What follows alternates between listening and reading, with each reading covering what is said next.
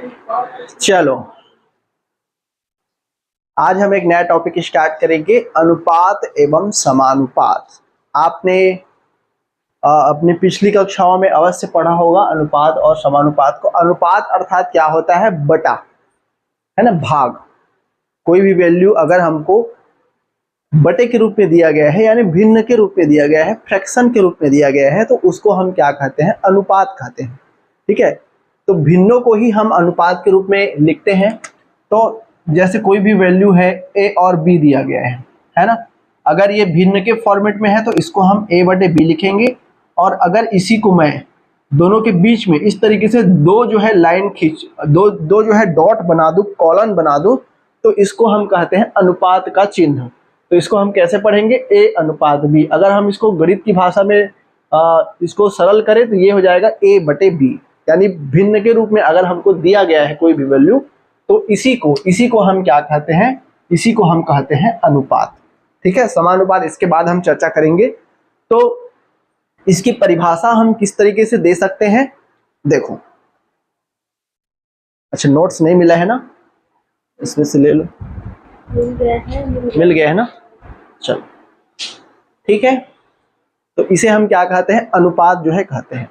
अब अगर हम इसकी परिभाषा को देखें तो क्या हो जाएगा? दो समान इकाई या सजाती राशियों का तुलनात्मक अध्ययन क्या कहलाता है? अनुपात कहलाता है। या अगर हम सरल भाषा में इसको कहें तो एक राशि का दूसरे राशि के साथ भाग देने पर जो प्राप्त परिणाम होता है उसी को हम क्या कहते हैं? अनुपात जो है कहते हैं। ठीक है, इसी को हम क्या कहते हैं? अनुपात जो है कहते हैं, और इसको a अनुपात b के रूप में जो है लिखा जाता है। अनुपात के कुछ प्रमुख नियम होते हैं, उन नियमों पर हम चर्चा कर लेते हैं। तो हेडिंग डाल लेंगे अनुपात के नियम। अनुपात के नियम, आप इसे नियम कहें या आप इसे अनुपात की बेसिक जानकारी कहें, दोनों सेम है। ठीक है, नियम अगर हमको मालूम है कि अनुपात को किस तरीके से सरल किया जाता है तो हम अनुपात वाले प्रश्नों को भी सरल कर पाएंगे, और कैसे बनाते हैं इसको समझते जाइएगा। ठीक है, पहला पॉइंट हमारा होता है, यदि अनुपात के प्रत्येक पद को, है ना, जिसमें शून्य अगर दिया हुआ है तो उसको हम क्या कर देंगे? छोड़ देंगे। यदि अनुपात के प्रत्येक पद को किसी प्राकृत या पूर्ण संख्या से गुणा या फिर भाग करते हैं तो उसका अनुपात जो है सदैव क्या रहता है? अपरिवर्तित रहता है। इससे हम क्या समझे? जैसे ये पहला मैं नियम बता रहा हूं, जैसे 1/2 दिया गया है। ठीक है, 1/2 मुझे ये राशि जो है दिया गया है। इसमें क्या कहा गया है कि यदि अनुपात के प्रत्येक पद को, शून्य को नहीं लेना है अपने को, ठीक है, शून्य को नहीं लेना है, प्रत्येक पद को किसी प्राकृत संख्या या फिर पूर्णांक संख्या से अगर हम गुणा या फिर भाग करते हैं तो उसका अनुपात हमेशा क्या रहता है? अपरिवर्तित रहता है। यदि हम ऊपर में 2 का और नीचे में भी 2 का गुणा कर दें या भाग कर दें तो ये हो जाएगा 2 एकम 2, और ये हो जाएगा 2 दूने 4। अगर हम इसको पुनः सरल करें तो ये कितना मिल जाएगा? वापस से हमें 1/2 जो है मिल जाएगा। चाहे आप किसी भी संख्या से अंश या फिर हर को जो है क्या करो? गुणा करो या फिर भाग करो, तो उसका जो अनुपात रहता है वो सदैव कैसे रहता है? अपरिवर्तित रहता है। किसी भी संख्या से आप गुणा या भाग कर सकते हो, लेकिन कंडीशन क्या है? जो भी आप अंश में गुणा करोगे वो उसी को जो है हर में भी आपको गुणा करना पड़ेगा। तो 2/4 हो गया। अब इसको सरल करेंगे तो पुनः हमें 1/2 जो है क्या हो जाएगा? प्राप्त हो जाएगा। ठीक है, तो ये पहला हमारा अनुपात का नियम कहो या बेसिक चीज कहो, बेसिक समझने का तरीका कहो, ये हो जाएगा हमारा। ठीक है, दूसरा और सबसे इंपॉर्टेंट है ये वाला, यदि हमको अनुपात जो है कैपिटल A बटे स्मॉल a, यानी अलग अलग फॉर्मेट में दिया हुआ है, बराबर कैपिटल B बटे स्मॉल b बराबर कैपिटल C बटे स्मॉल c, अगर इस तरीके से फॉर्म में अगर कोई अनुपात है वो हमें दिया गया है, ठीक है, इस तरीके से फॉर्म में वो हमें अगर दिया गया है, तो अगर इसको हमें अनुपातिक रूप में लिखना है तो हम कैसे लिखेंगे? A अनुपात B अनुपात C हमारा क्या हो जाएगा? स्मॉल a अनुपात स्मॉल b अनुपात स्मॉल c हो जाएगा। यानी इस तरीके से फॉर्मेट में अगर हमको दिया हुआ है कोई भी वैल्यू तो उसका मान हमारा क्या हो जाएगा? a अनुपात b अनुपात, यानी नीचे नीचे का जो वैल्यू है वह उसका क्या हो जाएगा, मान हो जाएगा, उसका अनुपात हो जाएगा। ठीक है, अब ये दो चीज हो गया जिसमें हम अनुपात किस तरीके से बदल सकते हैं, चेंज कर सकते हैं। अब कुछ प्रमुख, इन अनुपातों में कुछ प्रमुख नियम लगता है, जिसमें सर्वप्रथम आपके नोट्स में दिया गया होगा। सर्वप्रथम नियम हमारा आता है योगानुपात नियम। सर्वप्रथम हमारा नियम क्या आता है, योगानुपात। योगानुपात, योगानुपात नियम, योग अनुपात नियम। इसको हम अगर तोड़ेंगे तो कैसे लिखेगा हमारा, योग अनुपात नियम। मान लेते हैं कोई भी अनुपात a बटे b बराबर c बटे d, या a अनुपात b बराबर c अनुपात d अगर हमको दिया हुआ है, ठीक है, इस तरीके से कोई भी अगर अनुपात हमको दिया गया है तो हम क्या करेंगे, योगानुपात में हमारा क्या होता है, जो भी नीचे की राशि है, जैसे हमको दिया हुआ है a बटे b, ठीक है, ये एक अनुपात हमको दिया गया है, दूसरा अनुपात हमको दिया गया है c बटे d। तो इसको अगर हम योगानुपात इसमें लगाएंगे तो नीचे जो हर वाला है उसको हम ऊपर के साथ क्या करते जाते हैं, जोड़ते जाते हैं। तो ये हो जाएगा a प्लस बी बटे बी, ठीक है, ये क्या हो जाएगा c प्लस डी बटे डी। यानी योग क्या कर, नीचे का या कोई भी नीचे का वैल्यू रहेगा उसको हम ऊपर में क्या कर देते हैं, जोड़ देते हैं। तो इसको कहा जाता है योगानुपात। और बीच में यहाँ पे क्या होना चाहिए, बराबर जो है होना चाहिए। तो इस तरीके से योगानुपात निकालते हैं। दूसरा अंतरानुपात। अंतरानुपात मतलब सेम इसी को हम क्या कर देंगे, अभी जोड़े हैं नीचे को फिर से क्या कर देंगे, माइनस कर देंगे, अंतर कर देंगे उसका, तो इसको कहा जाता है अंतरानुपात। ठीक है, तीसरा आता है हमारा योगांतरानुपात। मतलब एक बार ऊपर में हम क्या करेंगे, जोड़ेंगे, और एक बार नीचे में हम क्या करेंगे, घटाएंगे किसी एक वैल्यू को। ठीक है, किसी एक वैल्यू को हम क्या करेंगे, ऊपर में जोड़ेंगे और नीचे में क्या करेंगे, किसी एक वैल्यू में हमारा हर जो है आता है तो हर को हम क्या करेंगे, ऊपर में जोड़ेंगे और नीचे में घटाएंगे। सेम इसी तरीके से इसमें भी जो हर दिया है उसको ऊपर में जोड़ेंगे और नीचे में घटाएंगे। तो इसको कहा जाता है योगांतरानुपात नियम। ठीक है, तो ये तीन प्रकार के जो है नियम यहाँ पे फॉलो होते हैं अनुपात में। पहला योगानुपात, दूसरा अंतरानुपात, तीसरा योगांतरानुपात, योग और अंतर दोनों, जिसको अपन हर का परिमेयकरण भी कहते हैं। आगे हो सकता है ये पॉइंट आपका आए कि हर का परिमेयकरण कैसे करते हैं, तो वो सारी चीजें हम अध्ययन करेंगे। ठीक है, तो ये हो गया हमारा अनुपात और उसके कुछ प्रमुख नियम। ठीक है, चलिए अब अनुपात के प्रकार, हेडिंग डाल लीजिए अनुपात के प्रकार। तो अनुपात, वैसे तो हम बहुत सारे प्रकार के अनुपात जो है पढ़ते हैं, लेकिन कुछ प्रमुख अनुपातों में आता है पहला विलोमानुपात, जिसको अपन व्युत्क्रमानुपात जो है कहते हैं, उल्टा उल्टा अनुपात। जैसे हमको कहा जाए 7 का विलोमानुपात क्या होगा, 7 का उल्टा कर देंगे। अब गणित की भाषा में कैसे उल्टा करते हैं, 1 बटे लगा देते हैं, तो 7 का कितना हो जाएगा, 1/7। अगर 2/3 है उसका हमें विलोमानुपात जो है याद करना हो तो कैसे करेंगे, 2/3 का 3/2, जस्ट उल्टा, अंश को हर में ले आना है, हर को अंश में ले जाना है। तो इसको कहते हैं व्युत्क्रमानुपात।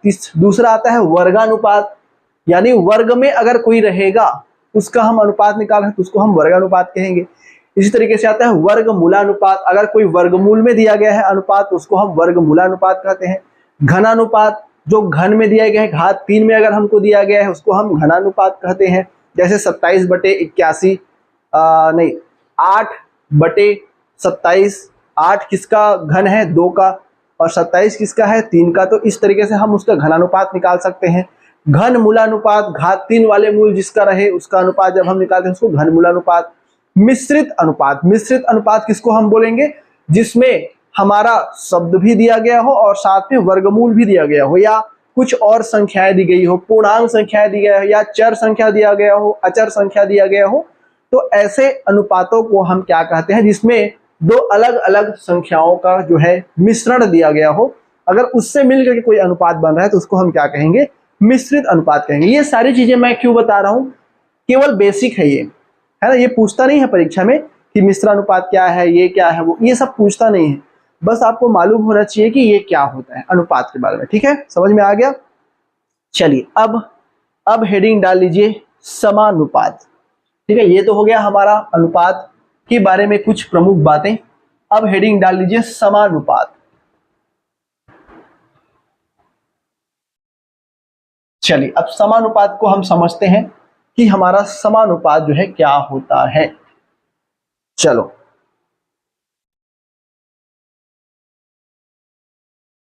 देखो, समानुपात, समानुपात अर्थात होता है समान अनुपात, है ना, समान अनुपात। यदि कोई अनुपात जैसे ए अनुपात बी है और सी अनुपात डी है ना, कोई दो अनुपात हमको दिया है, ए अनुपात बी और क्या क्या सी अनुपात डी, ये कोई दो अनुपात, तो समानुपात किससे मिलकर के बना होता है? अनुपात से ही मिलकर के बना होता है।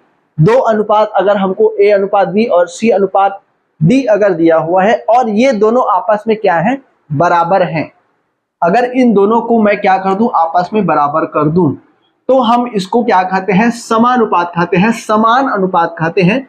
और इसको लिखने का तरीका कैसे होता है? ए अनुपात बी और बराबर की जगह हम चार बिंदु इस तरीके से लगा देते हैं और ये हो जाएगा सी अनुपात डी, और इसको हम क्या पढ़ते हैं? समानुपात जो है पढ़ते हैं। तो इसको हम पढ़ेंगे कैसे? ए अनुपात बी समानुपात सी अनुपात डी। तो समानुपात क्या होता है? जब दो अनुपातों को हम क्या कर देते हैं? बराबर करते हैं, तो जो अनुपात हमें मिलता है उसको हम क्या कहते हैं? समानुपात करते हैं।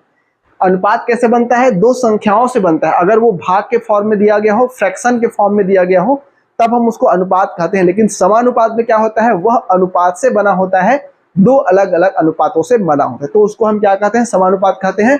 अगर ये दोनों अनुपात जो है आपस में कैसे हो? बराबर हो। ठीक है, इस तरीके से चिन्ह से उसको क्या करते हैं? दर्शाते हैं। अब इस तरीके से चिन्ह से हम दर्शाते हैं, तो इसका अर्थ होता है बराबर। अब ये ए अनुपात बी है, तो इसको हम ए बटे बी, इसको हम क्या लिख सकते हैं? सी बटे डी लिख सकते हैं। अब इसको हम क्या करते हैं? तिर्यक गुणा कर देते हैं। ए का गुणा डी से कर देंगे तो ए डी हो जाएगा, बराबर बी का गुणा सी से कर देंगे तो बी सी हो जाएगा। तो इसको हम समानुपात को हम सरल कैसे करते हैं? अगर कोई दो अनुपात हमें समानुपात में दिया गया हो, तब हम उसको सरल कैसे करेंगे? दोनों को लिख लेंगे, बीच में समानुपात की जगह बराबर चिन्ह लगा देंगे, इधर दूसरे अनुपात को लिख लेंगे, दोनों को जो है तिर्यक गुणा कर लेंगे, तो इस तरीके से फॉर्म में जो है बन जाता है। और जब इसको हम गुणा करके जो है लिखते हैं, तो वह जो है हमारा समानुपात क्या हो जाता है? सरल हो जाता है। ठीक है, तो ये हो गया हमारा समानुपात। समानुपात में भी कुछ कुछ नियम जो है फॉलो होता है, उस पर चर्चा हम नहीं करेंगे, लगभग उसी तरीके से नियम इसमें भी लागू जो है होता है। समानुपात के कुछ प्रमुख प्रकार आते हैं, जिसमें विततानुपात, मध्यानुपात, तृतीयानुपात, चतुर्थानुपात, अनुलोम समानुपात, ठीक है, विलोम समानुपात, ये सारे के सारे आते हैं। इसको पढ़ने की आवश्यकता नहीं है, क्योंकि ये सारा चीज आपको पूछा नहीं जाएगा। आपको मध्यानुपात, तृतीयानुपात, चतुर्थानुपात, ये सारे के सारे जो है पूछे जाते हैं। ठीक है, ये सारे के सारे पूछे जाते हैं, और इसको निकालना कैसे है ये पूछा जाता है। तो जैसे जैसे क्वेश्चन हमारा आता जाएगा, हम निकालने का तरीका जो है आपको बताते जाएंगे। ठीक है, तो समझ में आ गया अनुपात क्या है और समानुपात क्या है। चलिए अब हम हमारे प्रश्नों की तरफ बढ़ते हैं कि आखिर अनुपात एवं समानुपात में आपके किस तरीके से परीक्षा में सवाल पूछे जाते हैं। आपके पास क्वेश्चन पेपर ऑलरेडी दिया जा चुका है। चलिए एक एक करके आप जो है प्रश्नों को बताते जाएंगे और हम सरल करते जाएंगे किस तरीके से हमारा अनुपात और समानुपात होता है और किस तरीके से हम उसको सरल करते हैं। चलिए एक एक प्रश्न जो है पढ़ते जाएंगे और सबको जो है बनाते हुए अपन चलते जाएंगे।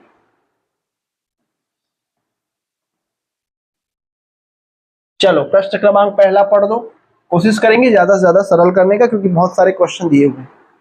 पहला देखो क्या दिया हुआ है हमारा क्वेश्चन में।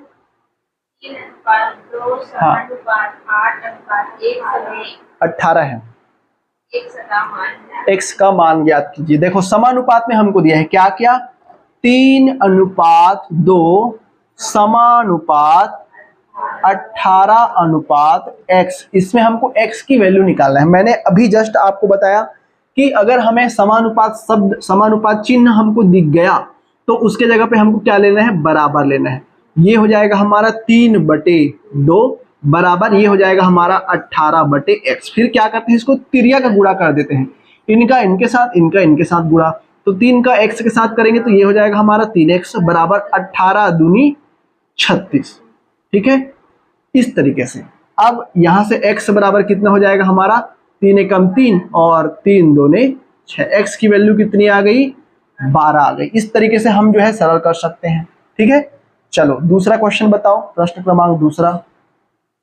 9 व 36 का मध्यानुपात ज्ञात कीजिए। 9 व 36 का मध्यानुपात ज्ञात कीजिए। 9 और 36, देखो मध्यानुपात शब्द आया है, समानुपात के प्रकार में ही हमारा आता है मध्यानुपात। अब मध्यानुपात से आप क्या समझ रहे हो, कोई ऐसा दो संख्या दिया गया हो जिसके बीच का कोई अनुपात है तो उसको हम क्या कहते हैं, मध्यानुपात। यानी इसके बीच में हमारा कोई ना कोई अनुपात है तो उसको हम क्या कहते हैं, मध्यानुपात। तो मान लेते हैं कि इसके बीच में क्या अनुपात है, मध्यानुपात, कुछ भी मान लो, x मान लो। तो मान लेते हैं कि 9 और 36 का मध्यानुपात क्या है, x है। x हमारा क्या है, मध्यानुपात। x हमने x को क्या मान लिया, मध्यानुपात। मध्यानुपात है इसलिए हमने इसको दोनों के मध्य में रखा, बीच में रखा। अब मध्यानुपात को सरल कैसे करते हैं, तो देखो इसको हम लिख लेंगे 9 अनुपात x। अब यहाँ पे कुछ और तो है नहीं हमारा, तो यहाँ पे हम लगा देंगे समानुपात का चिन्ह और इसी संख्या को फिर से हम यहाँ पे रिपीट कर देते हैं, ये हो जाएगा x अनुपात 36। अब इसको फिर से बनाने का तरीका यही वाला है हमारा, क्या हो जाएगा हमारा 9 बटे x बराबर x बटे 36। अब इसको सरल कर दीजिए, सरल करेंगे तो 36 का गुणा इसके साथ करेंगे। अब इसको गुणा करने की आवश्यकता नहीं है, कभी भी आप अनुपात और समानुपात इस तरीके से अगर तिर्यक गुणा करना रहा, कभी भी आप 9 को 36 से गुणा मत करना है। देखो x को x के साथ करेंगे तो क्या आ जाएगा हमारा, x स्क्वायर आएगा बराबर 9 को 36 के साथ कर दो, तो ऐसे लिखना, आप लोग करना मत, ऐसे लिखना। अब देखो, अब x का घात 2 है ना, x का घात 2 है, मतलब जो दो बार आया रहेगा उसको हम लेंगे। वर्गमूल जब इधर जाता है, वर्ग जब इधर जाता है तो वर्गमूल में चेंज हो जाता है ना। अब ये वर्ग घात 2 था, इधर जाएगा तो वर्गमूल में बदल जाएगा। 9 को हम लिख सकते हैं 3 गुणित 3 और 36 को हम लिख सकते हैं 6 गुणित 6, है ना। तो 3 जो है यहाँ पे देखो 2 बार आया है तो इसमें से एक बार जो है कॉमन निकल जाएगा, और 6 में जो है 2 बार आया है तो इसमें भी से एक 6 जो है बाहर निकल जाएगा। तो x बराबर मेरा क्या हो जाएगा, 6 त्रिक 18, इसलिए 18 मेरा क्या हो जाएगा, इसका उत्तर हो जाएगा। ठीक है, वर्ग और वर्गमूल जब हम पढ़ेंगे तो ये चीजें आपको जो है क्लियर हो जाएगी। कभी भी अगर वर्ग के फॉर्मेट में दिया है और इधर उसको पक्षांतर करना है वर्ग को, तो ये वर्गमूल हो जाता है और वर्गमूल के अंदर से वही बाहर निकलता है जो जोड़ा में रहता है। तो 3 का जोड़ा है तो एक 3 बाहर निकल गया, 6 का जोड़ा है तो एक जो है 6 बाहर निकल गया, दोनों को गुणा करेंगे 6 त्रिक 18 जो है इसका आंसर आ जाएगा। अगला प्रश्न पढ़ो, प्रश्न क्रमांक तीसरा।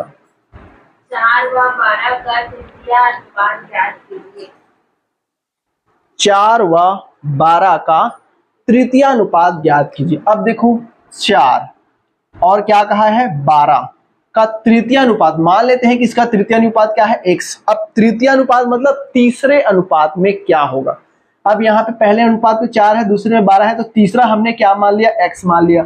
अब फिर से इसको सरल करेंगे तो ये हो जाएगा 4 अनुपात 12। अब बीच में 12 है हमारा, तो इसके बीच में समानुपात करने लगा देंगे और 12 को फिर से यहाँ पे क्या करेंगे, रिपीट करेंगे, अनुपात क्या हो जाएगा, x हो जाएगा। अब फिर से वही प्रक्रिया, 4 बटे 12 बराबर अनुपात, समानुपात की जगह बराबर लगा देंगे 12 बटे x। अब देखो, अब यहां से, अब ये समझ में आ गया कैसे सरल करते हैं। अब यहां से देखो डायरेक्ट हम कैसे सरल करेंगे। मैंने आपको कहा था और कैलकुलेशन में हमेशा हम करते आए हैं, ऊपर की वैल्यू अगर बराबर दिया है बीच में, ऊपर की वैल्यू दूसरी तरफ के ऊपर की वैल्यू से कटती है, नीचे की वैल्यू दूसरी तरफ के नीचे की वैल्यू से कटती है। ठीक है, कटा दो, 4 एकम 4, 4 तिया 12। ठीक है, 3 को इधर कुछ नहीं है, मतलब 4 एकम 1 आया है तो x को इसके साथ करेंगे तो x हो जाएगा बराबर 12 तिया 36। डायरेक्ट आ गया हमारा आंसर। तो ऐसे भी आप सरल कर सकते हो, यहां पर भी अपन कर सकते थे, 3 6 को 18, 6 दूनी 12, डायरेक्ट आंसर। यहां पर भी हम कर सकते थे, अगर कट रहा है तो बाकी यहाँ पे नहीं कट रहा था इसलिए हमने जो कहते हो लिखा। ठीक है, तो ये हो गया हमारा प्रश्न क्रमांक तीसरा। अब बताओ प्रश्न क्रमांक चौथा, चौथा बता दो। संख्याएं 6, 8 और 9 का चतुर्थानुपात ज्ञात कीजिए। 6, 8, 9 का चतुर्थानुपात। अब देखो 3 अनुपात दिया है, चतुर्थानुपात मतलब चौथे में क्या अनुपात होगा, तो हम इसको क्या मान लिए, x मान लिए। अब इसको सरल करेंगे तो ये हो जाएगा 6 अनुपात 8 समानुपात 9 अनुपात x। ठीक है, अब इसको कर दो, 6 बटे 8 बराबर 9 बटे x। अब देखो ऊपर से जो कट रहा है उसको कटा दो, 2 3 से 3 दूनी 6, 3 तिया 9, 2 एक कम 2 चौक, ऊपर से नीचे कट जाता है ना, तो कितना हो जाएगा 4 तिया 12, x बराबर कितना आ गया 12। डायरेक्ट सरल कर दिए अपन। तो इस तरीके से भी आप क्या कर सकते हो, सरल कर सकते हो। ठीक है, आ गया समझ में? इस तरीके से क्वेश्चन आया तो बन जाएगा। चलो, अब ये तो हो गया हमारा बेसिक क्वेश्चन जो कि आपका इस तरीके से बनता है। अब हम चलते हैं कुछ और प्रमुख प्रश्नों की तरफ।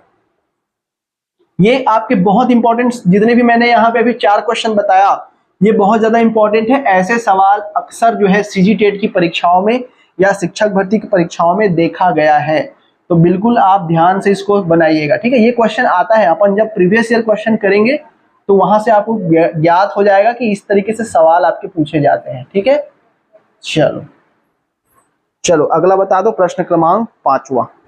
संख्याएं 3 और 6 का तृतीयानुपाती ज्ञात कीजिए। संख्याएं 3 और 6 का तृतीय अनुपात क्या बन जाएगा ये क्वेश्चन? चलो, इसको नहीं बता रहा हूं मैं, बन जाएगा। तो अगला प्रश्न पढ़ दो, 6वां नंबर। दो संख्याओं में 9:11 का अनुपात है, यदि दोनों का योग 660 है तो दोनों संख्याओं के बीच का अंतर निकालें।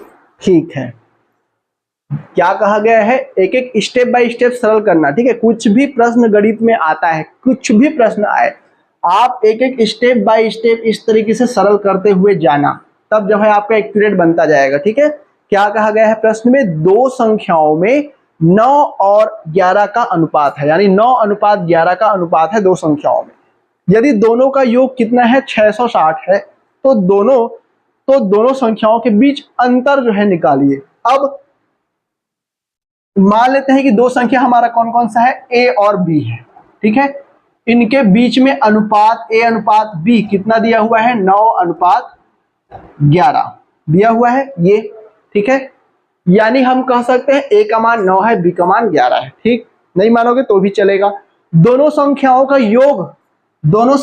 योग कितना है, दोनों संख्याओं का योग कितना है 660, यानी ये हमारी पहली संख्या है, ये हमारी दूसरी संख्या है। दोनों को जोड़ दो, 11 और 9 को जोड़ेंगे कितना आएगा, 20 आएगा। यानी 20 जो है किसके बराबर है, 660 के।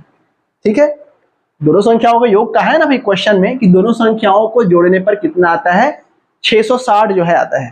ठीक है, यदि दोनों का योग कितना है 660 है, तो दोनों संख्याओं के बीच का अंतर जो है निकालिए। अभी हमको मालूम नहीं है ना कि संख्याएं कितना है, बस उसका अनुपात हमको दिया है कि 9:11 है, तो हमने दोनों को क्या कर दिया, जोड़ दिया। तो 20 जो है किसके बराबर है, 660 के। तो 20 रेशियो 660 के बराबर है, तो एक रेशियो का मान कितना हो जाएगा, 660 भागित 20 कर दो, कितना आएगा 33। यानी एक रेशियो का मान कितना आएगा, 33 आएगा। अब एक रेशियो का मान 33 मिला, तो 9 रेशियो का 9 से 33 से गुणा कर दो, पहली संख्या मिल जाएगी। 11 रेशियो का मान 11 का 33 से गुणा कर दो, दूसरी संख्या मिल जाएगी। लेकिन हमको पूछा नहीं गया है कि कौन सी संख्या, क्या कहा गया है, दोनों संख्याओं के बीच का अंतर निकालो। अब हमने दोनों संख्याएं अनुपातिक में कितना माना था, 9 और 11, तो 9 और 11 के बीच में कितने का अंतर है, 2 का अंतर। तो हमको क्या करना है, 2 रेशियो के बराबर जो है निकालना है। तो एक रेशियो का मान जब 33 है, तो 2 रेशियो का मान कितना होगा, कितना हो जाएगा 66, और यही हमारा आंसर है। ठीक, आ गया। देखो, हम बेकार में इसको गुणा करते, इससे हम गुणा करते, गुणा करने के बाद जो संख्या आता उसको दोनों को घटाते, तब जाके जो है इसका अंतर हमको निकलता। भाई हम क्यों घटाए, जब हमको अनुपातिक में दिया गया है तो। ठीक है, तो समझ में आ गया, ये सरल तरीका है बनाने का। कुछ भी कैलकुलेशन देखो, ज्यादा कुछ नहीं हुआ है, लेकिन हमारा आंसर आ गया। चलो अगला प्रश्न पढ़ो, 7वां प्रश्न क्रमांक 7वां।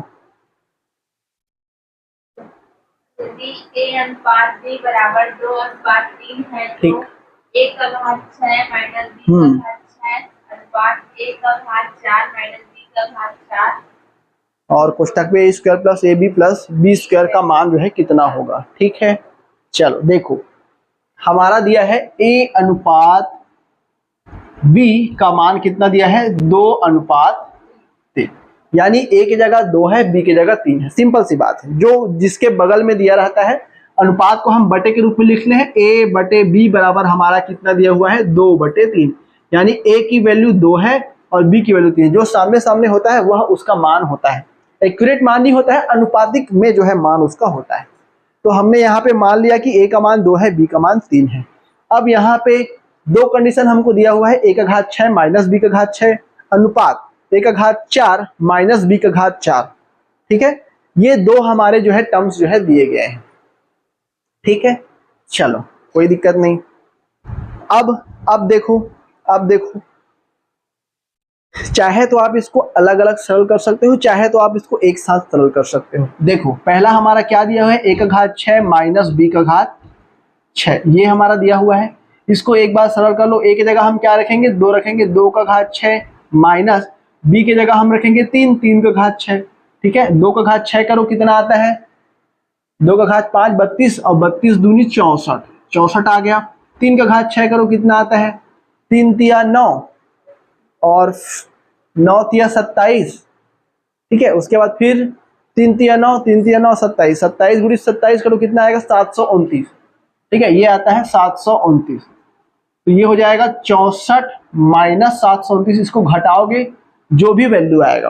ठीक है, नीचे को हम कैसे करेंगे, नीचे वाला कंडीशन हमारा क्या दिया हुआ है, देखो a का घात 4 माइनस b का घात 4, फिर कोष्टक में दिया है a स्क्वायर, क्या दिया हुआ है, plus ab plus b square, ये दिया गया है।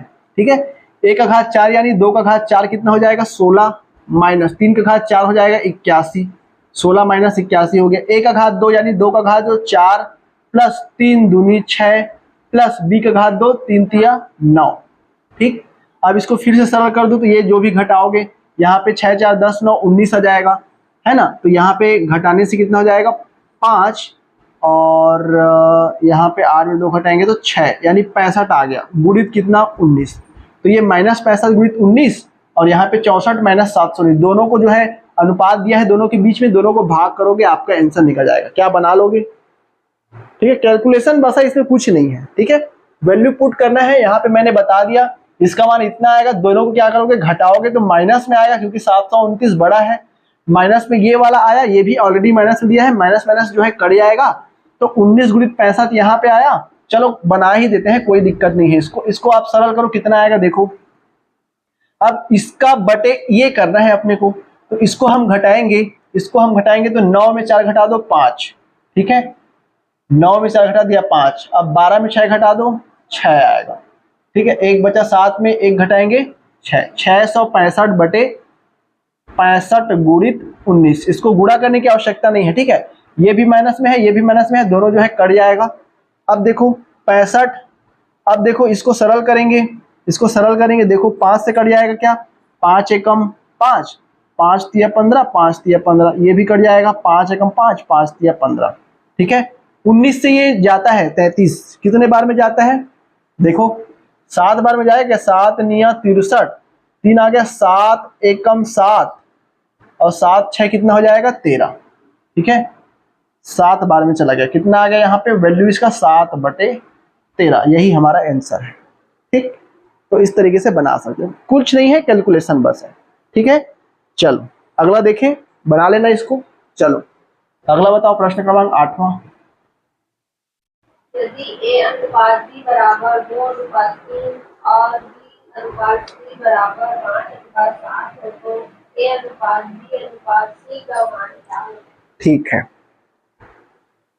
इस तरीके से सवाल भी आपके परीक्षा में पूछे जाते हैं। तरीका देखो बनाने का, यदि a अनुपात b बराबर दिया है 2 अनुपात 3, b अनुपात c बराबर दिया है 5 अनुपात 7। अब एकदम अच्छा तरीका देखो, बताओ क्या क्या दिया हुआ है हमारा, a अनुपात b का मान कितना दिया है 2 अनुपात 3 और क्या दिया है b अनुपात c बराबर कितना है 5 अनुपात 7। ठीक है, एकदम ध्यान से देखना इसको। ठीक है, a अनुपात b अनुपात c हमको निकालना है।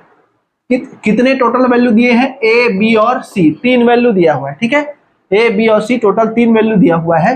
आप इसको लिख लो यहाँ पे a अनुपात b अनुपात c, यहाँ पे हमने a b c तीनों को लिख लिया। अब जैसा जैसा क्वेश्चन में कहा गया है उसी के नीचे लिखते जाना है।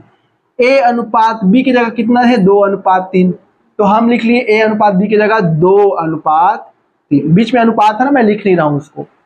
बी अनुपात सी की जगह कितना दिया है 5:7। यहाँ पे तो नहीं लिख सकते, तो बी के नीचे में ही लिखना है अपने को 5।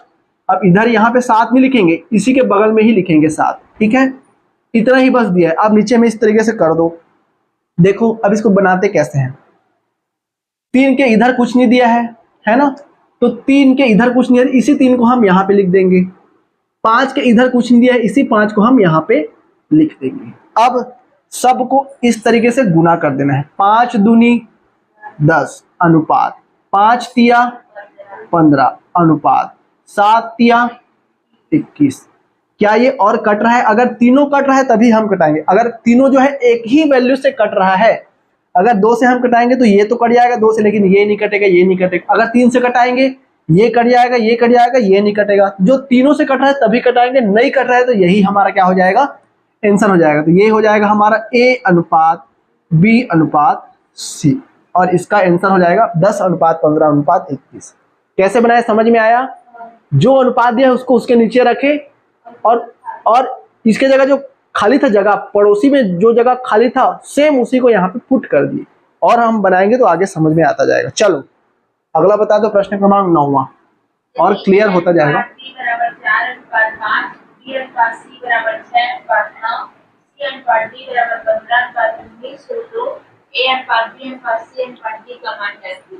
ठीक है, अब देखो यहाँ पे टोटल हमको जो है 4 अनुपात का जो है पूछा है। बताते जाओ क्या क्या दिया है। ए अनुपात, अब मैं सीधा लिख रहा हूँ, ठीक है, ए अनुपात बी अनुपात सी अनुपात डी। कौन सा क्वेश्चन है ये? 9वां। अब चलो बताओ, ए अनुपात बी कितना दिया हुआ है? 4:5, और बी अनुपात सी 6:9, और सी अनुपात डी 15:19। और कुछ दिया है क्या? 3 ही वैल्यू दिया है अपने को। ठीक है, बहुत बढ़िया। नीचे में इस तरीके से क्रॉस कर दो। अब देखो इसके बगल में खाली है, तो जो उसके बगल में खाली है उसी वैल्यू को हम लिखेंगे 5। अब फिर इसके बगल में कितना लिखेंगे? 5। इसके बगल में कुछ नहीं है, 15 लिख दो। इसके बगल में कुछ नहीं है, 15 लिख दो। इसके बगल में कुछ नहीं है, इसके बगल में कुछ नहीं है। ठीक, सबको खाली स्थान भर दिए अपन। कैसे भरना है? बगल में दिया रहता है। ठीक है, अब ध्यान से देखो, अगर कोई वैल्यू कट रहा है ना, कटता कैसे है? इस तरीके से कटता है, और गुणा ऐसे होता है। ध्यान रखना, कटता ऐसे है, गुणा ऐसे होता है। अब देखो जो कट रहा है उसी को कटाएंगे, नहीं कट रहा है छोड़ देंगे। ठीक है, देखो ये कटेगा हमारा कितना, जो सबसे एक समान कटे उसी से कटाना है ना। ये 2 से कटेगा लेकिन ये नहीं कटेगा, तो 2 तो अपन लेंगे नहीं, 3 लेंगे। 3 दूनी 3 तिया। ठीक है, छोटा जितना छोटा बना सको, इधर गुणा करने में उतना ही आपको आसानी जाएगा। ठीक है, चलो कोई दिक्कत नहीं। 15 दूनी, अब गुणा ऐसे करते हैं अपन, ठीक है। 15 दूनी 30 चौक 120 अनुपात 15 दूनी 30 पंछे 150 अनुपात। ठीक है, अब देखो 5 तिया 15, 15 225। ठीक है, या आप लोग जैसे भी करते होंगे 15 तिया 75 और 75 5 ऐसे भी कर सकते हो, जो भी करना है आपको। 5 तिया 15, 15 225 होता है। चलो अब ये हो जाएगा 19 दूनी 38, 19 तिया 57, और 57 गुणित 5 कर दो, या 5 तिया 15 और 15 गुणित 19 कर दो। कितना आएगा देखो, 15 निया कितना होता है? 135 की 5 हो गया, हासिल 13। 15 एकम 15, 15 और 13 कितना हो जाएगा? 28, 285। ठीक है, क्या सारे के सारे कुछ न कुछ से कट रहा है? क्या कट रहा है? बिल्कुल कट रहा है, कटा दो। 5 से कटा दो, 5 दूनी, ठीक है, 5 दूनी 10 हो गया, 5 चौक, ठीक है, ये भी कट जाएगा। 5 तिया 15, 5 शून्यम शून्य, ये भी कट जाएगा। 5 चौक 20, 5 पंचे 25, ये भी कट जाएगा। 5 पंचे 25 और 3 बचा 5 सत्ते। क्या ये और कट रहा है? नहीं कट रहा है। कटेगा क्या? 3 से कट जाएगा, कटा दो। 3 अट्ठे 3 दहा, 3 एकम 3, 3 पंचे 15, ये कट जाएगा। 3 एकम 3 और 2 बचेगा 3 निया। अब ये और नहीं कटेगा।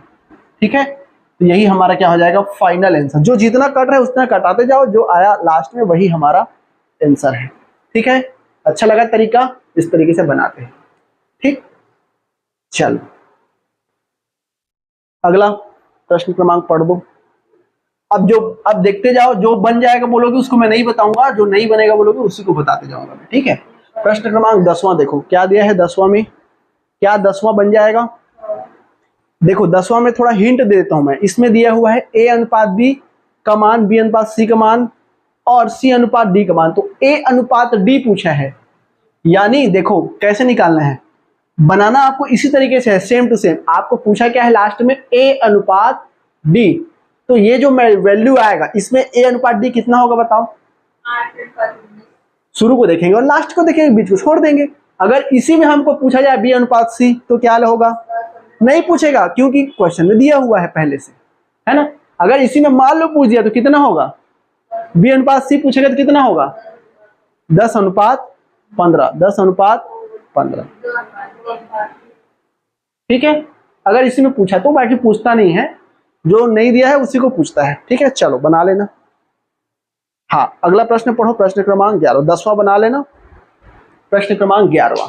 यदि 3p बराबर 2q एवं 3p बराबर 2r तो p ये जितने ये क्वेश्चन मैं बताते हूँ सारे इंपॉर्टेंट है, क्वेश्चन आया हुआ है आपके परीक्षा में। ठीक है, चलो प्रश्न क्रमांक 11 दिया है, यदि 3p बराबर 2q एवं 3q बराबर 2r, बताते जाओ। 3p बराबर क्या दिया है 2q और 3q बराबर 2r, 3q बराबर 2r।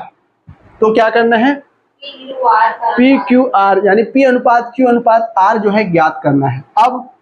अब देखो ये इसके बराबर दिया है, ये इसके बराबर दिया है। P को Q के नीचे ले आते हैं, मतलब जो अलग संख्या हमको दिया है उसको नीचे नीचे ले आते हैं। Q को इसके नीचे ले आएंगे तो ये हो जाएगा P/Q बराबर। अब Q को हमने इसके नीचे लाया और 3 को इधर ले जाएंगे तो कितना हो जाएगा 2/3। सेम इसको भी सरल कर दो, Q के नीचे R ले आते हैं तो Q/R। अब R तो इधर आ गया तो 3 इधर जाएगा तो कितना हो जाएगा 2/3। ठीक है, ठीक है, समझ में आ गया। अब हमको क्या करना है, PQR जो है देखना है। अब ये P/Q यानी P अनुपात Q है, तो P अनुपात Q कितना दिया है 2:3, रख दो 2:3। Q अनुपात R कितना है 2:3, तो रख दो 2:3। जैसा है वैसा ही करना है। इधर कुछ नहीं दिया है 3 लिख लिए, ठीक है, इधर कुछ नहीं दिया है, हम क्या लिख लिए इसके जगह 2 कर दो, 2×2 = 4 अनुपात 2×3 = 6 अनुपात 3×2 = 6। अच्छा सॉरी 3×3 = 9। अब ये फिर से कट रहा है क्या, नहीं कट रहा है, तो यही हमारा आंसर हो जाएगा 4:6:9। ठीक है, आ गया समझ में। तो इस तरीके से अगर देगा तो आप बना सकते हो। ठीक है, चलो अगला पढ़ो, प्रश्न क्रमांक 13।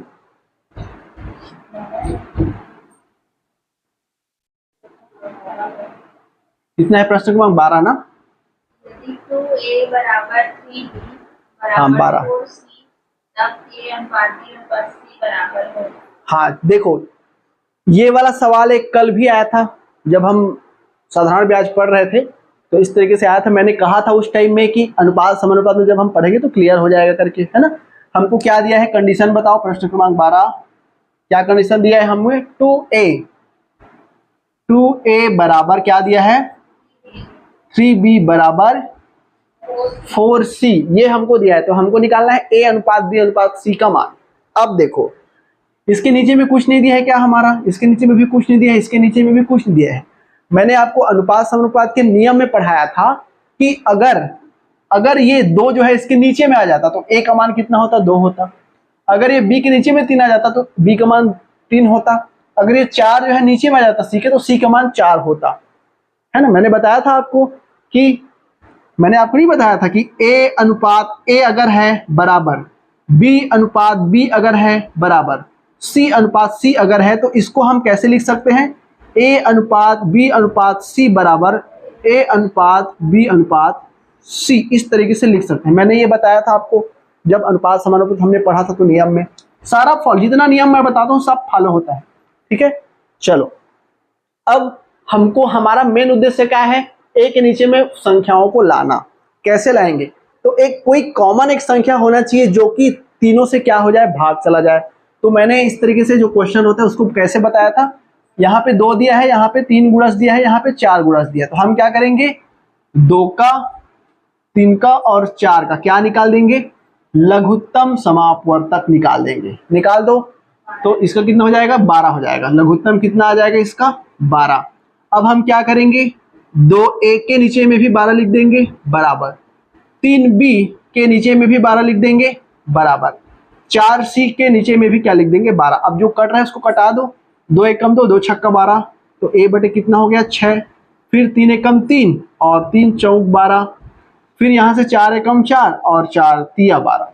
ठीक, अब आ गया ये नीचे नीचे में। तो जब ये नीचे नीचे में आ गया तो हम ये कह सकते हैं कि a अनुपात b अनुपात c का मान कितना हो जाएगा, 6 अनुपात 4 अनुपात 3। अगर ये कट रहा है तो कटा देंगे, नहीं कट रहा है तो यही हमारा आंसर है। ठीक है, बन जाएगा। चलो प्रश्न क्रमांक 13, कोशिश करते हैं जितना ज़्यादा से ज़्यादा क्वेश्चन आपका जो है सरल हो जाए, क्योंकि बहुत सारे प्रश्न दिए हुए हैं। चलो प्रश्न क्रमांक 13 पढ़ दो। प्रैक्टिस के लिए भी क्वेश्चन है, आप लोग बनाते रहना उसको, ठीक है। बीच बीच के छोड़ते जाऊंगा मैं, बन जाएगा बोलोगे तो छोड़ते जाऊंगा। देखो 13 बन जाएगा क्या, a अनुपात b बराबर दिया है 1/2 अनुपात 1/3 और b अनुपात c का मान दिया है 1/5 अनुपात 1/3। तो a प्लस b अनुपात b प्लस c का मान जो है क्या होगा ये बताना है। चलो बता देते हैं। प्रश्न क्रमांक 13, a अनुपात b बराबर हमको दिया है a, अब अनुपात को मैं सीधा बटे लिख रहा हूं, ठीक है। a अनुपात b यानी a बटे b बराबर मुझको दिया है 1/2 पूरे का बटे 1/3 ये दिया हुआ है, ठीक है। और b अनुपात 3 यानी b बटे c बराबर मुझको दिया हुआ है 1/5 पूरे का बटे 1/3। अब देखो सरल कैसे करते हैं, देखो ये बटे का और बटे, तो यहाँ पे 1/2 दिया है, पूरे का बटे दिया है 1/3। तो जब हम इसको गुणा के रूप में लिखते हैं, ये जो भाग दिया है बटे यानी भाग, जब हम इसको गुणा के रूप में लिखते हैं तो ऊपर का तो सेम रहेगा। अब जब हम इसको गुणा बनाते हैं तो 3 ऊपर 1 नीचे चला जाता है, अंश जो है हर में, हर जो है अंश में चला जाता है। तो ये इस तरीके से हो जाएगा। तो 3 एकम 3 और 2 एकम 2, तो इसका वैल्यू आ गया 3/2। सेम इसको भी करना है, 3 ऊपर चल देगा और 1 जो है नीचे आ जाएगा, तो ये हो जाएगा हमारा 3/5। ठीक है, ये समझाने के लिए मैंने करा था। समझ में आ गया कैसे आया ये? तो ये इस तरीके से जो है होता है। अब a अनुपात b मुझे मिल गया 3/2 और b अनुपात c मुझे मिल गया 3/5। अब हमको क्या बनाना है, a प्लस b अनुपात b प्लस c। ठीक है, तो देखो डायरेक्ट नहीं रखना है आपको, डायरेक्ट वहां पे नहीं रखना है कि इतना जो है आएगा, क्योंकि a अनुपात b 3/2 दिया है, b अनुपात c 3/5 दिया है। तो सर ने तो बताया था कि a की जगह 3 लिखना है, b की जगह 2 लिखना है और जो जिसके बगल में रहा उसका वैल्यू लिखना है और बना। ऐसे बनाओगे तो गलत हो जाएगा। क्यों गलत होगा? चलो a की जगह 3 तो ठीक है, b की जगह यहाँ पे 2 दिया है, लेकिन b की जगह यहाँ पे 3 दिया है, तो 2 अलग अलग वैल्यू दिया है। तो सबसे पहले आपको क्या करना है, सबसे पहले आपको निकालना है a b c का मान।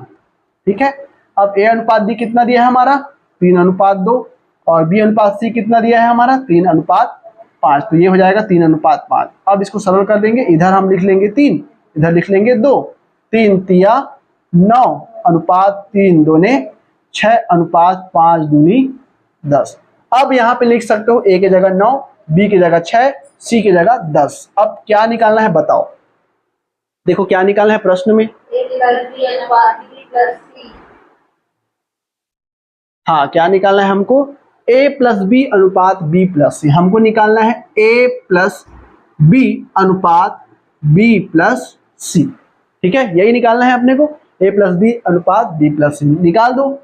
a की जगह हमको लिखना है 9, तो 9 प्लस 6 कितना हो जाएगा, 9 6 15 बटे b प्लस c 6 प्लस 10 यानी कितना हो जाएगा 16। यानी क्या निकालना था अपने को 15/16, यानी अनुपात के रूप में क्या हो जाएगा ये 15/16।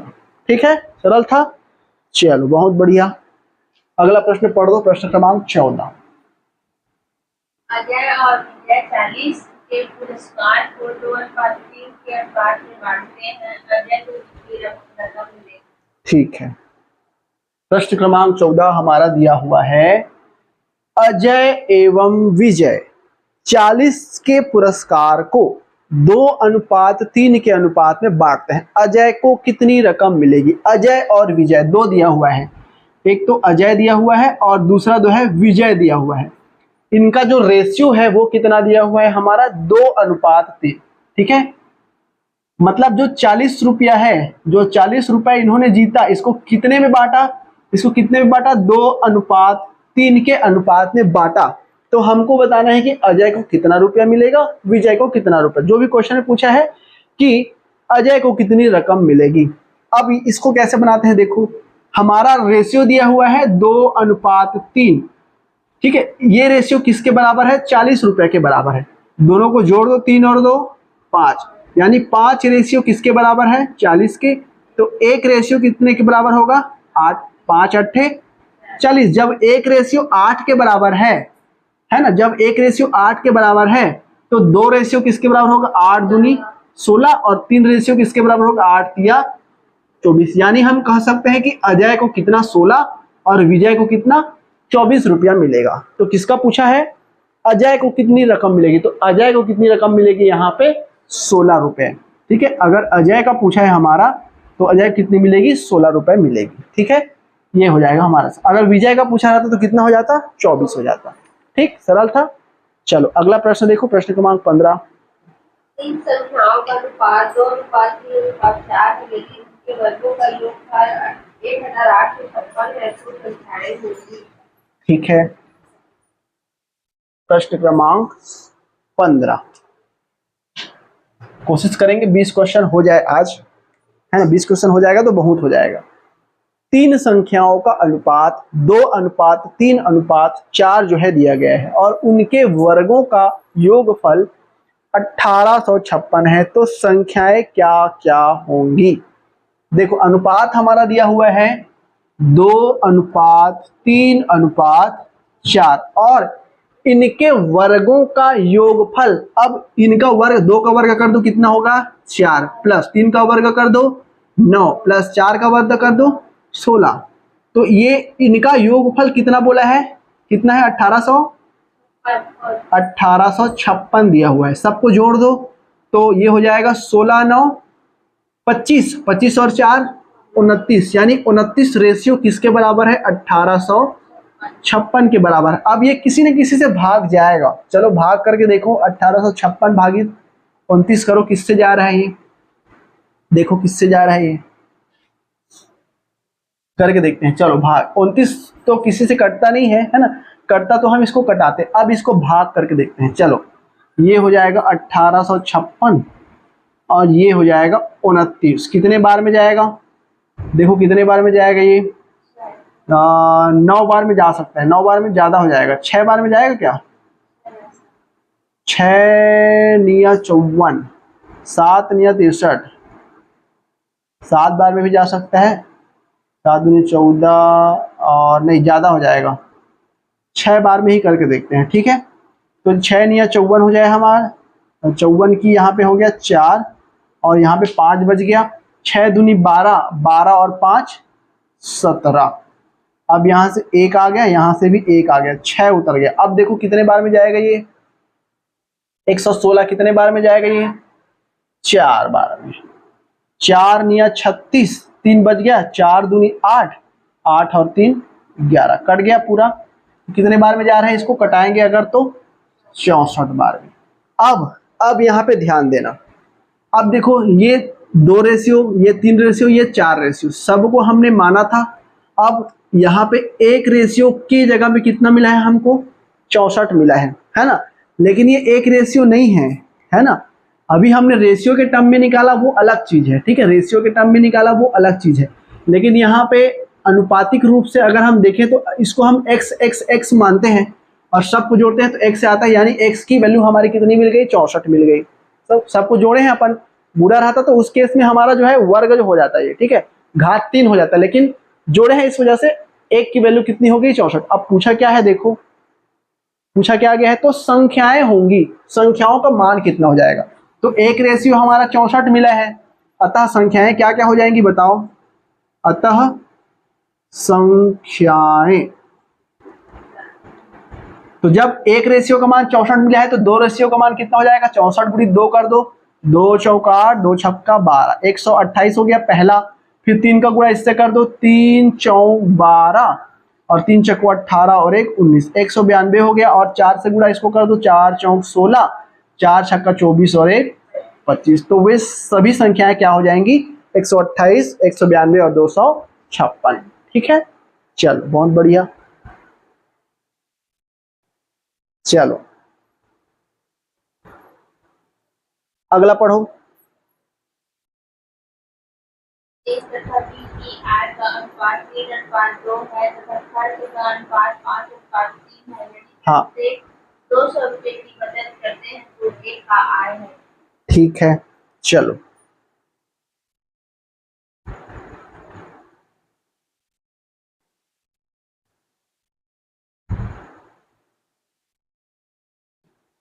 ठीक, देखो ये आय वाला बहुत आता है, ये एकदम इंपॉर्टेंट क्वेश्चन है, टिक लगा लो इसको। ठीक है, इसका इतना अनुपात है, इसका इतना अनुपात है ना, तो कितना इसका आंसर हो जाएगा। ये क्वेश्चन बहुत इंपॉर्टेंट है, इसको आप लोग लगा लो, वेरी इंपॉर्टेंट में। ठीक है, बहुत ज्यादा पूछा जाता है खर्च का आय का इस तरीके से अनुपात। चलो भाई, और पढ़ना है कि रोक दें, पढ़ना है और कि रोक दें, कितना बज गया है, पढ़ना है और 10 तक पढ़ लो। 10 ठीक है।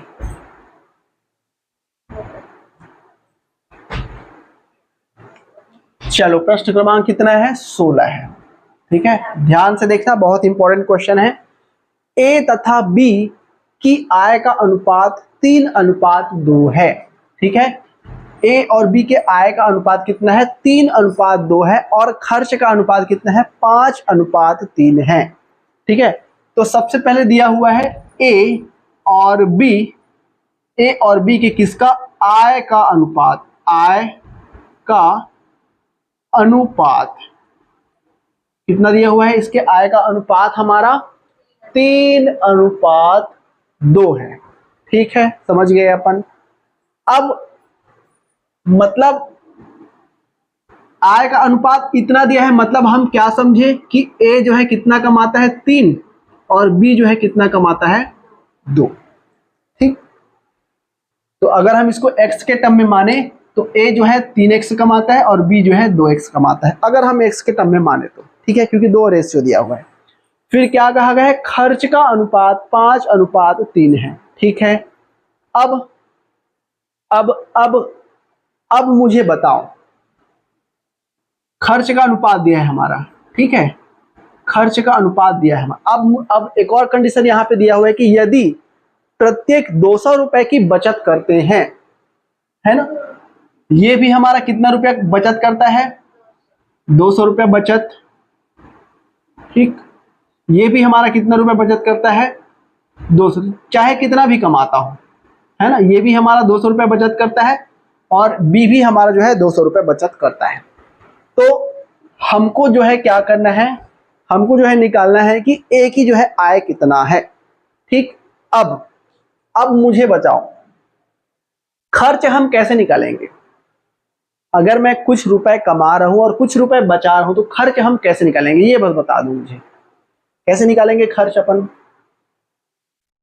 खर्च कैसे निकालते हैं, हमने जितना कमाया पैसा, अगर हम 100 रुपए कमा रहे हैं और 20 रुपए बचा रहे हैं तो हमारा खर्च कितने का हुआ, 80 रुपए। कैसे जाने, कमा रहे हैं, है ना, उसमें जितना बचत कर रहे हैं उसको माइनस कर दिए तो खर्च हमारा मिल गया। या उल्टा इसी को बोल सकते हो कि अगर आप 100 रुपए कमा रहे हो और 10 रुपए खर्चा कर रहे हो तो कितना रुपए बचा रहे हो, 90 रुपए, है ना। तो जस्ट उल्टा बोल सकते हैं, जो भी है। यानी हम कह सकते हैं कि जो हमारा आय होता है, ठीक है, जो हमारा आय होता है, जो हमारा इनकम होता है, वो क्या कहलाता है? खर्च प्लस बचत। ठीक है, जो हमारा इनकम होता है वो कैसे होता है? खर्च प्लस बचत, यानी हमने कितना रुपया खर्च किया और कितना रुपया बचाया, इन दोनों को हम जोड़ देंगे तो हमारा आय पता चल जाएगा। या उल्टा अगर हम बोलें, अगर हमको खर्च निकालना है तो हम कैसे करेंगे? जितना हम कमा रहे हैं उसमें जितना भी बचा रहे हैं उसको माइनस कर देंगे तो हमारा खर्च मिल जाएगा। अगर हमको बचत जो है निकालना है तो हम कैसे करेंगे? जितना हम कमा रहे हैं उसमें खर्च को माइनस कर देंगे तो बचत हमारा मिल जाएगा। ठीक है, ये मैं बस समझा रहा हूँ। ठीक है, ये मैं बस समझा रहा हूँ। अब देखो, अब इसको ऐसे ही रहने दो, इसको जस्ट उल्टा लिखते हैं। ठीक है, हमारा जो है खर्च दिया हुआ है कि खर्च का अनुपात कितना है? 5:3 दिया हुआ है ना? तो अगर हम खर्च निकालेंगे तो कैसे निकालेंगे? जो भी हमारा आय हो रहा है उसमें यदि हम बचत को क्या कर दें?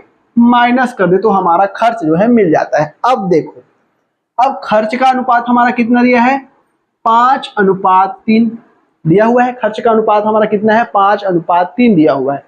हम अब अनुपात यानी बटे होता है, अब बटे होता है। अब देखो ए जो है कितना, अब ये ऊपर का ए का वैल्यू है, नीचे का बी का वैल्यू मैंने बताया था। ए जो है कितना कमाता है? 3x। बी जो है कितना कमाता है? 2x। मैंने यहाँ पे x के टर्म में माना था कि ए जो है कितना कमाता है? 3x और बी जो है कितना कमाता है? 2x। लेकिन दोनों बचत कितना करते हैं? 200 रुपए, दोनों 200 रुपए का करते हैं। ठीक है, तो यदि ये इसका कमाई है ना टोटल, तो यदि मैं इस पूरे कमाई में किसको माइनस कर दूं? बचत को, तो क्या मिल जाएगा मुझे? खर्च मिल जाएगा। अगर टोटल कमाई में इस बचत को घटा दूं, यानी किसको घटा दूं? -200 रुपए को, इसमें भी -200 रुपए, क्योंकि दोनों जो है 200 रुपए की बचत करते हैं। तो अगर मैं टोटल में बचत को क्या कर दूं? माइनस कर दूं, तो मुझे खर्च मिल जाएगा। सेम इसी तरीके से टोटल में आय में अगर मैं बचत को माइनस कर दूं तो खर्च मुझे मिल जाएगा। तो ये समझ में आया ये मैंने कैसे लिया।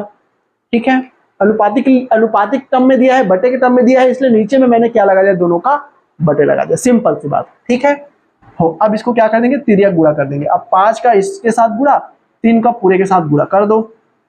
5 दूनी 10x, 5 का 2 से इसके साथ करो, 5 दूनी 10, 1000 आ जाएगा, बराबर 3 तिया 9x -3 दूनी 600।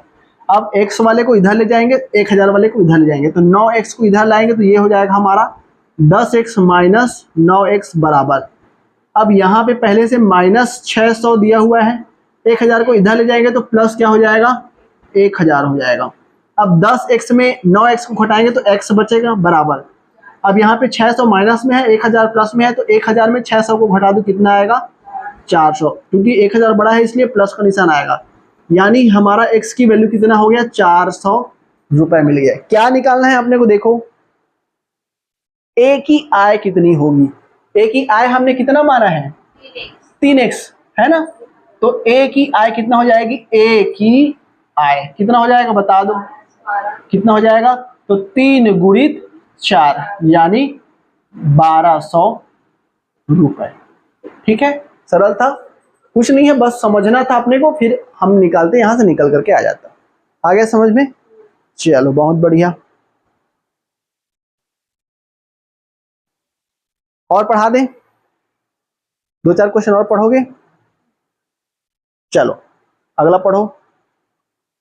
7:13 के प्रत्येक पद में क्या जोड़ा जाए कि नई संख्याएं 9:1 के अनुपात में? ठीक है, प्रश्न क्रमांक 17। ये भी सवाल आपके पूछे जाते हैं, इसको भी इंपॉर्टेंट में रख लो। ज्यादा इंपॉर्टेंट नहीं है लेकिन अक्सर परीक्षाओं में पूछे गए हैं। प्रश्न क्रमांक 17, 7:13 के प्रत्येक पद में क्या जोड़ा जाए कि नई संख्या 2:3 के अनुपात में हो जाए? 7 अनुपात, अब देखो प्रश्न को कैसे समझना है, आप लोग समझते नहीं हो, इधर देखना। ठीक है, क्या कहा गया है कि 7:13 के अनुपात में क्या जोड़ा जाए कि उसका अनुपात कितना हो जाए? 2:3। तो क्या जोड़ा जाए? तो मैं जोड़ देता हूं दोनों में क्या? x, तो इधर भी x जोड़ दो, इधर भी। तो जब x जोड़ते हैं तो उसका अनुपात कितना हो जाता है? कहा है 2:3। बस हो गया सरल। अब इसको तिर्यक गुणा कर दो, 3 × 7 = 21 + 3x बराबर 2 से कर दो तो 13 दूनी 26 प्लस 2x। अब 2x को इधर ले आएंगे, 21 को इधर ले जाएंगे, तो 3x माइनस 2x बराबर हो जाएगा 26 माइनस 21। तो यहाँ से x बराबर कितना हो जाएगा 5। तो क्या जोड़ा जाए तो कितना हो जाएगा, तो 5 जोड़ा जाए तो ठीक है। क्या कहा गया है कि 7:13 के प्रत्येक पद में क्या जोड़ा जाए, है ना, 7:13 के प्रत्येक पद में क्या जोड़ा जाए कि अनुपात 2:3 हो जाए। तो क्या जोड़ने से हो जाएगा, 5 जोड़ने से हो जाएगा। ठीक है, समझ में आ गया। चलो, और एक शहर की जनसंख्या में स्त्रियों और पुरुषों का अनुपात 12:11 है। यदि उस शहर की कुल जनसंख्या 4,60,000 है तब स्त्रियों की संख्या है। ठीक है,